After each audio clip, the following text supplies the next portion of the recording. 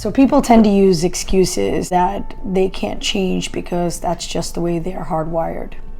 So someone had asked me, well, if you're hardwired a certain way, how did you change certain things that you felt that you can never change? One of my biggest things during the first part of my marriage, that first 3 months, was changing my financial habits. I tend to feel that I love to spend money, go out with my friends, enjoy time with them, not really look at what I spent. If my nieces or nephews needed anything, it was very easy for me to just go buy something. But getting married, things changed, right? So you have to share a lot of things, and financial responsibility was something that was very hard for me.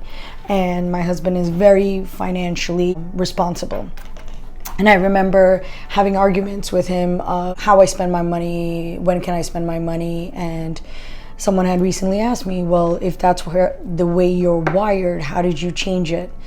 One of my biggest things were realizing that that was a big concern, that financially being responsible is important in your life, especially when you have certain goals that you want to reach. So for me, it was difficult when he said, can you please watch and how you're spending the money now that we're married. And I would argue a lot with him.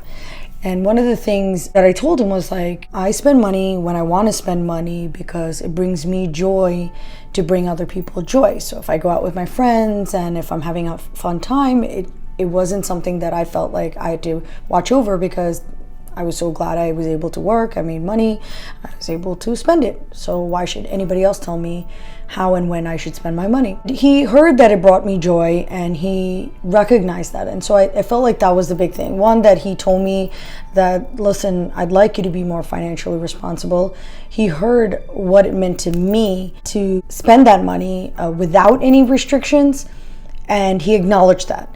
And I think that was important for me to then think about what he was telling me, that it wasn't to control me, but it was really to set goals for our life. And that, something that I didn't think about before marriage was that now I'm married and I'm thinking about more than myself. It's me and someone else, and then the possible future of our family. And so then it clicked to me that it wasn't that he was trying to control me, that it was more of, hey, if you want to achieve these things in life, then there's certain changes that you have to make. And that's when I realized that I had to change the wiring internally and stop fighting it as if he is trying to control me, but it's more of that he is looking for our future. And that's when I allowed change in my life, and I took the next steps of being more financially responsible.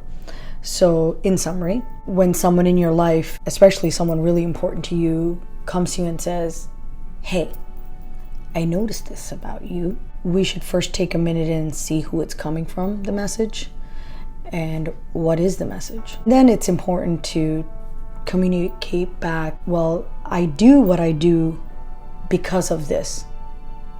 That allows someone to understand me better and why my behavior is the way it is. Then when that's acknowledged between both parties, that this is what I feel you're doing and this is why I'm doing what I'm doing, and then coming to a level of compromise of where do you want to be in your future and the goals, and how does that behavior, if I change it, where would it be?